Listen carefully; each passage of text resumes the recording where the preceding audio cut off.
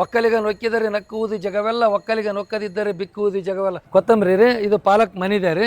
ಇವತ್ತು ಕೊತ್ತಂಬರಿ ಮನಿ ಬೇರೆ ತಗೊಂಬಂದನ್ರಿ. 8 1 ರೂಪಾಯಿ ಸಿಕ್ಕರೆ ಸಾಕ್ರಿ, ಕೊಟ್ಬಿಡದ್ರಿ. ಅಂದ್ರೆ ಇದು ಬೇರೆ ರೈತರದ ಬೇರೆ ರೈತರದ್ರಿ. ರೈತರ ಹತ್ರನೂ ತಗಂತ ಮಾರ್ಕೆಟ್ನಾಗ ಹೋಯ್ತಾರಲ್ಲ. ಮಾರ್ಕೆಟ್ನಾಗ ಆಗಲ್ಲ, ರೈತರಿಗೆ ಅಂಡರ್ಸ್ಟ್ಯಾಂಡಿಂಗ್. ಅಣ್ಣ ಎಲ್ಲಾ ಟೈಮಲ್ಲೂ ಇದೇ ರೇಟ್ ಇರುತ್ತೆ. ನಾನು ಹೆಚ್ಚಿಗೆ ಇದ್ದಾಗ ಅದೇ ರೇಟ್ ಕೊಡ್ತೀನಿ, ಕಡಿಮೆ ಇದ್ದಾಗ ಅದೇ ರೇಟ್ ಕೊಡ್ತೇನೆ ರೀ. ಹೆಚ್ಚಿಗೆ ಮಾಡಲ್ಲ. ನಾನು ಹೆಚ್ಚಿಗೆ ನನಗೇನು 1 ರೂಪಾಯಿ ಉಳಿದು ಸಾಕಲ್ರಿ. ನಮ್ಮ ಮಗಳು MSc ಇಂಡಸ್ಟ್ರಿಯಲ್ ಕೆಮಿಸ್ಟ್ರಿ ಆಗೈತ್ರಿ. ಹೌದಾ? ಮತ್ತೆ ನೀವು ಸೊಪ್ಪು ಮಾರಕ್ ಕುಂತೀರಿ, ಅದಕ್ಕೇನು ಸಂಬಂಧ ರೀ? ವೃತ್ತಿ ಮಾಡಕ್ಕೆ ಕಳ್ತನ ಮಾಡಿದಂತ ನಾಚಿಕೆ, ಕೆಲಸ ಮಾಡ್ಕೊಂಡು ಇದು ಮಾಡಕ್ಕೇನ. ಪಾಲಕ್, ಮೆಂತ್ಯ, ಕೊತ್ತಂಬರಿ, ಸಬ್ಬೆ ಸೊಪ್ಪು, ರಾಜಗಿರಿ ಸಪ್ಪಕ. ಪಾಲಕ್, ಮೆಂತ್ಯ, ಕೊತ್ತಂಬರಿ, ಸಬ್ಬೆ ಸೊಪ್ಪು, ರಾಜಗಿರಿ, ಪುದೀನ ಸಪ್ಪಕ. ಸರ್ ನಮಸ್ಕಾರ ರೀ. ನಮಸ್ಕಾರ ರೀ ಸರ್. ಏನೇನ್ ಮಾರ್ತೀರಿ ನೀವು?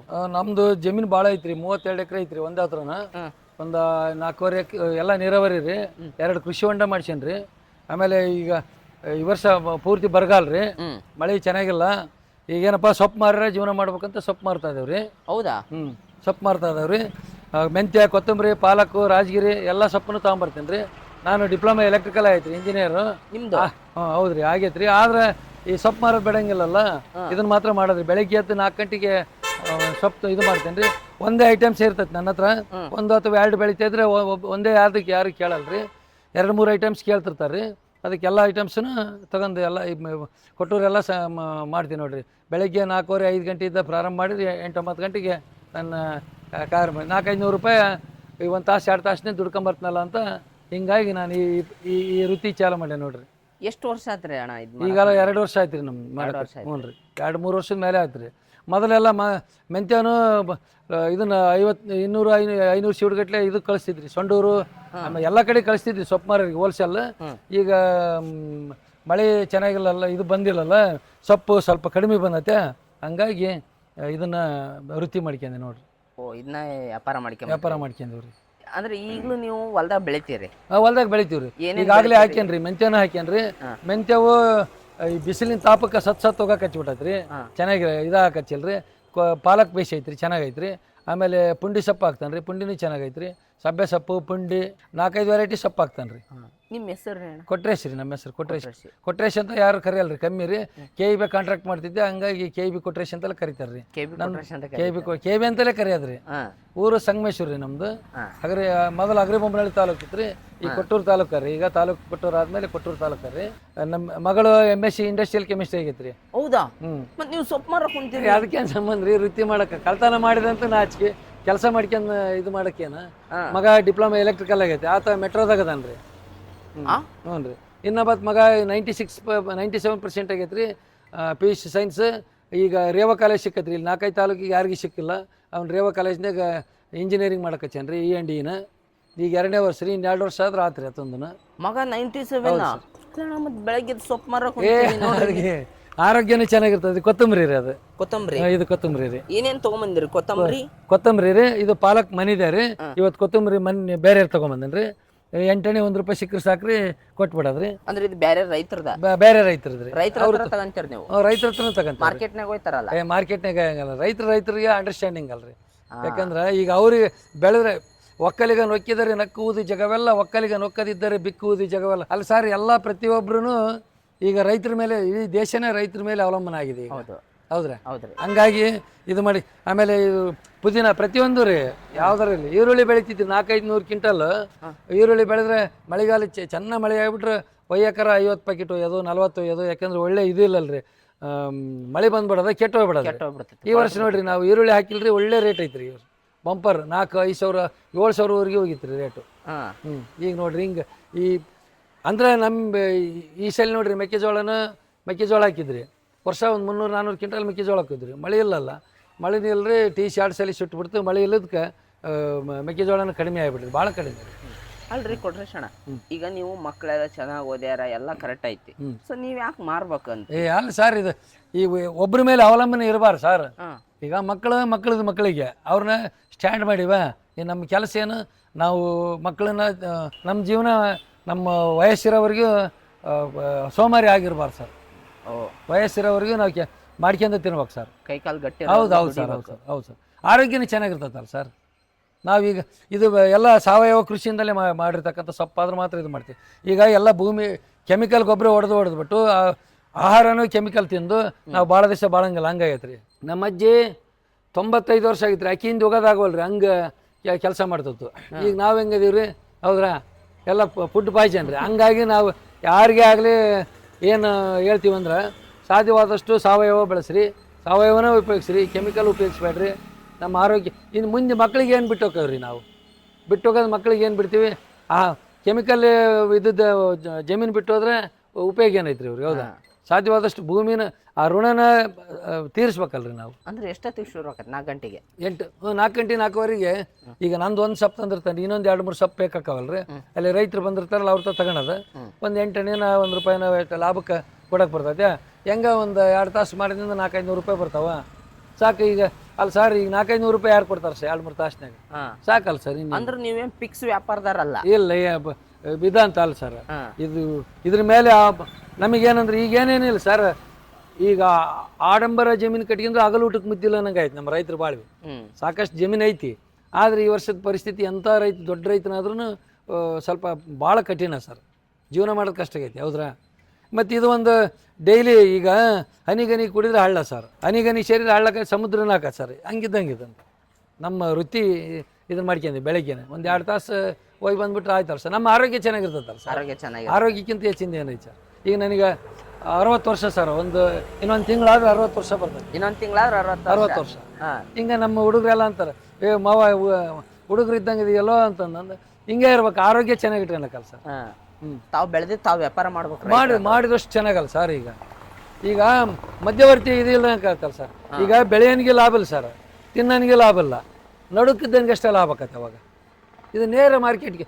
ಈಗ ಅವರೆಲ್ಲ 10 ರೂಪಾಯಿಗೆ ಒಂದು ಸೀಟ್ ಕೊಡ್ತಾರೆ ಸರ್ ಕೊತ್ತಂಬರಿ, ನಾನು 5 ರೂಪಾಯಿಗೆ ಒಂದೇ ಕೊಡ್ತೀನಿ, 5 ರೂಪಾಯಿಗೆ ಒಂದು. ಈಗ ಅದು ಹೆಂಗಾಗುತ್ತೆ, ಅವ್ರಿಗೆ ಬೆನಿಫಿಟ್ ಯಾರಿಗೆ ಸರ್? ಈಗ ಮಧ್ಯವರ್ತಿಗೆ ಹೋಗತ್ತದು, ಮಧ್ಯವರ್ತಿ ಇಲ್ಲ ಅಲ್ಲ ಸರ್. ಈಗ ನೀವು ನೇರವಾಗಿ ನಿಮ್ಮ ಮನೆ ಬಾಗ್ಲಿಗೆ ಬರ್ತೀನಲ್ಲ ನಾನು, ಹೌದ್ರಾ. ಈಗ ತರಕಾರಿ ಏನೇ ಇದ್ರು ಸಪ್ತ ನಿಮ್ಮ ಮನೆ ಬಾಗ್ಲಿಗೆ ಬರ್ತೀನಿ, ಅವಾಗ ನನಗೆ ಬೆನಿಫಿಟ್ ಆಕತಿ, ನನಗೆ ಆರೋಗ್ಯನೇ ಚೆನ್ನಾಗಿ ಸಾಕು ಸರ್. 1 ರೂಪಾಯಿ 5 ರೂಪಾಯಿ ಬೇಡ ಸರ್, ಅವ್ರು 5 ರೂಪಾಯಿನೇ ತಗೊಳ್ಳಿ. ಈಗ ಅವರೇ ಸರ್ ಗಡ ಸಾವುಕಾರ ಆಗದಂದ್ರೆ ನಾವೇನು, ಯಾಕಂದ್ರೆ ನಮಗೆ ಸಾಕಲ್ಲ, ನಮ್ದು ಏನು ಅವ್ರಿಗೆ ನೇರವಾಗಿ ಕೊಡ್ತೀವ, ನೇರವಾಗಿ ತಿನ್ನೋರಿಗೆ ಸಿಗಲ್ಲ ಸರ್ ಪಾಪ. ಹೌದು, ಅವ್ರು ಹೆಂಗಿದ್ರು ತಗೊಂತಾರೆ. ಮೀಡಿಯೇಟರ್ ಜಾಸ್ತಿ. ಆಮೇಲೆ ಇವು ಏನು ಸಪ್ಪದವಲ್ಲ ಸರ್, ಈಗ 2-3 ದೊಡ್ಡ ಸೂಡ್ ಇರ್ತಾವಲ್ಲ ಸರ್, ಇವನು ಏನು ಮಾಡ್ತಾರೆ 2ರಾಗ 3 ಮಾಡ್ತಾರೆ ಸರ್. ಹೌದು, ಮತ್ತೆ ಬೈಪರ್ಕೇಶನ್ ಮಾಡ್ತಾರೆ ಅವರು. 2ರಾಗ 3 ಮಾಡೋದ್ರಿಂದ ಅವ್ರಿಗೆ ಮತ್ತೆ ಇನ್ನೂ ಬೆನಿಫಿಟ್ ಇದ್ದ, ಇನ್ನೂ ಬೆನಿಫಿಟ್ ಇದ್ದ. ಹಂಗಾಗಿ ನಾವೇನು ಮಾಡ್ತೀವಿ ಸರ್, ನಿನ್ನೆ ಹೊತ್ಮುಳ್ಬೇಕಾರೆ ಸಾಯಂಕಾಲ 5-5:30ರಿಂದ ಕಿತ್ಕಂತಲೇ ಸೀಟ್ ಕಟ್ಕೊಂಡ್ ಬಂದ್ಬಿಡ್ತೀವಿ ಸರ್. ತೊಳ್ಕೊಂತ ಬಂದ್ಬಿಟ್ರೆ ನಿಗಿ ಅಂತ ಸರ್. ಅವರು ಮತ್ತೆ ಈಗ ನಾಳೆ ನಮ್ಮ ತಗೊಂಡ್ಮೇಲೆ 1 ದಿವಸ ಬೇಕಲ್ಲ ಸರ್, ಅವ್ರು ತಗರ ಇದಿರಲ್ಲ. ಇದು ಫ್ರೆಶ್ ಐಟಮ್ ಸರ್, ಹೌದಾ ಸರ್? ನೋಡ್ರಿ ಎಷ್ಟು ಫ್ರೆಶ್ ಐತೆ, ಅದಕ್ಕೆ ಸರ್ ಎಷ್ಟು ಫ್ರೆಶ್ ಐತೆ ನೋಡ್ರಿ. ಈ ಕೊತ್ತಂಬರಿನೂ ನಿಮ್ಮ ಹೌದು ಸರ್. ಹ್ಞೂ ಸರ್, ಕೊತ್ತಂಬರಿ ಸೀಡ್ ಎಷ್ಟು ಚೆನ್ನಾಗೈತೆ ನೋಡಿ ಸರ್. ಈ ಸೀಡ್ ಹೆಂಗದ ನೋಡಿ ಸರ್, ಅವರೆಲ್ಲ ಹೆಂಗೆ ನಮ್ಮವು ಹೆಂಗಿರ್ತಾವೆ ಅವ್ರದ್ದು ಹೆಂಗಿರ್ತಾವೆ ಸರ್. ಹಾಂ, ರೈತರು ಕಟ್ಟಿರೋದು ಇದ್ರಾಗ 2-3 ಮಾಡ್ತಾರೆ ಸರ್ ಮತ್ತೆ ಅವರು. ಹ್ಞೂ, ಸೊ ಅದಕ್ಕೆ ರೈತರ ಹತ್ರ ತಗೊಳ್ಳೋದು ಒಳ್ಳೇದು. ಹೌದು ಸರ್. ಆಮೇಲೆ ಆರೋಗ್ಯಕ್ಕೆ ಚೆನ್ನಾಗಲ್ಲ ಸರ್. ಹೋಗೋದ್ರಿ ಅಣ್ಣ ನೀವು? ನಾನು ಮುಗಿಸ್ಕೊಂಡು 8:30-9ಕ್ಕೆ ಮನೆಗೆ ಸೇರಿಬಿಡ್ತೀನಿ. 9 ಗಂಟೆಗೆ ಎಷ್ಟು ವ್ಯಾಪಾರ ಆಗುತ್ತೆ? ಒಂದು ವ್ಯಾಪಾರ ಆಗೋದು ಒಂದು 700-800 ರೂಪಾಯಿ ಆಕತ್ರಿ.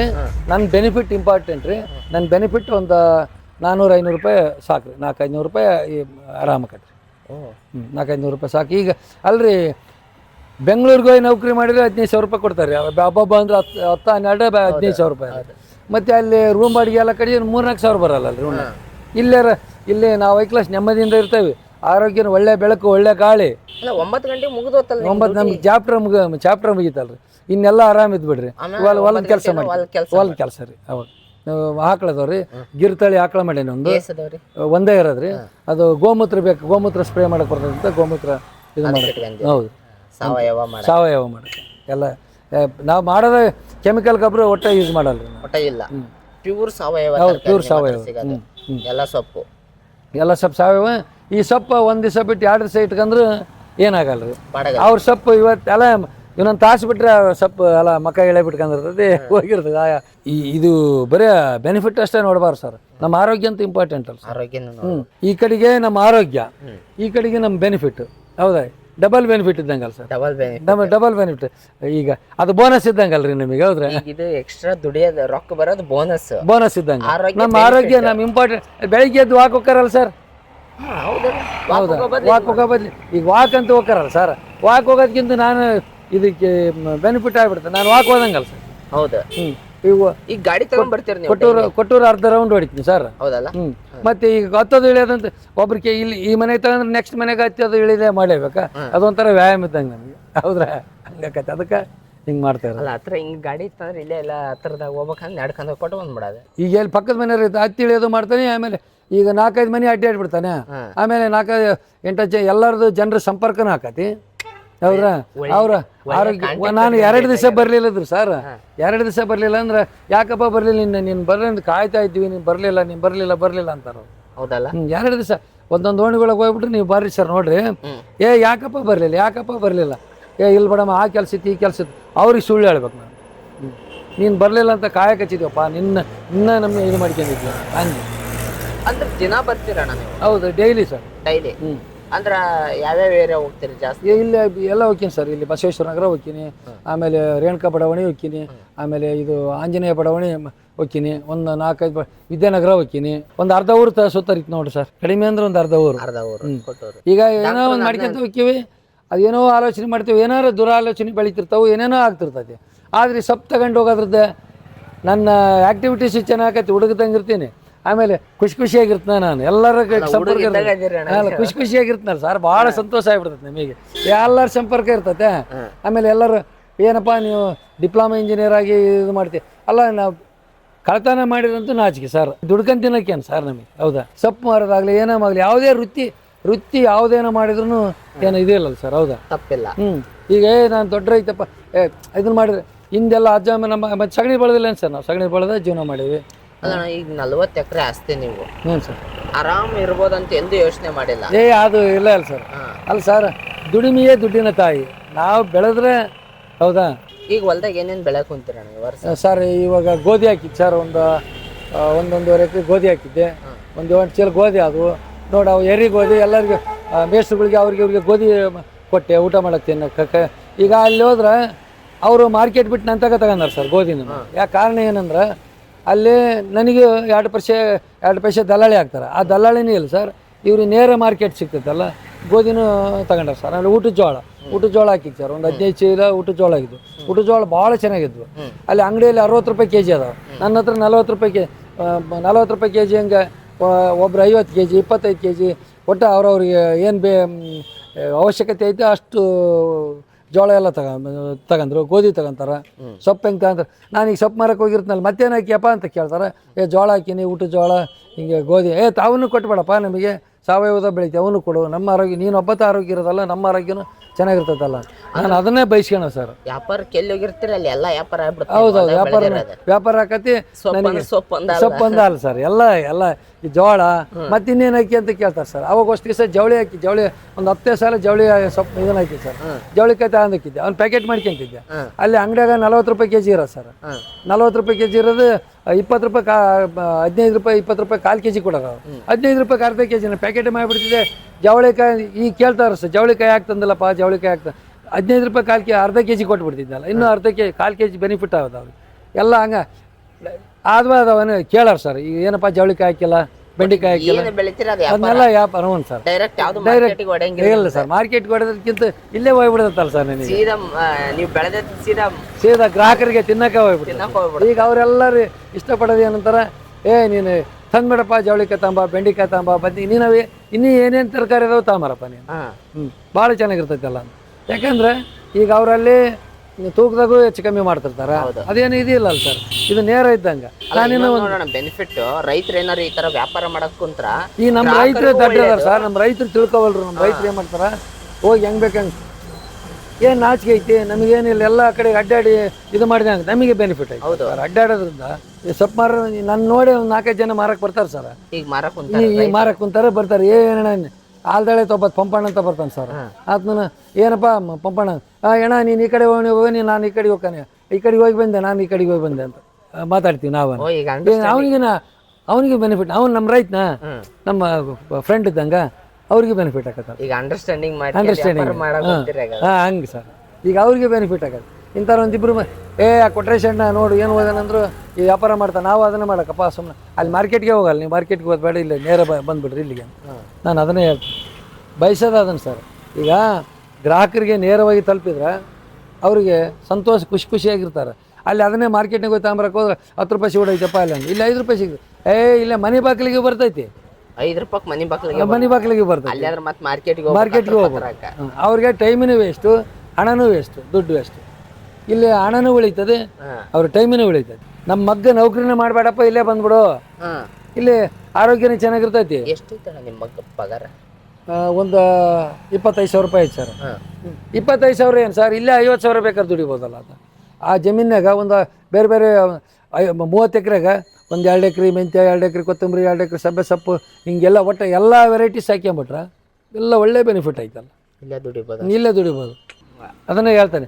ಈಗ ನೌಕರಿನೇ ಬೇಡ, ಇನ್ನು ನೆಕ್ಸ್ಟ್ ಇಯರ್ನಿಂದ ಅಷ್ಟ ಮಾಡೋಣ ಅಂತ ಒಂದು 5 ಎಕರೆ ಅಗ್ರಿಕಲ್ಚರ್ ನಮ್ಮ ಅಲ್ಲ ಸರ್. ಈಗ MNC ಕಂಪ್ನಿ ಮಾಡೋದು, ಕೆಲಸ ಮಾಡೋದು ಬಿಟ್ಟು ಬಂದ ಸಾಫ್ಟ್ವೇರ್ ಇಂಜಿನಿಯರ್ಗಳು ಬಂದು ನಮ್ಮ ರೈತಾಕಿ ಬದುಕಿಗೆ ಇಷ್ಟಪಡ್ತಾರೆ ಸರ್.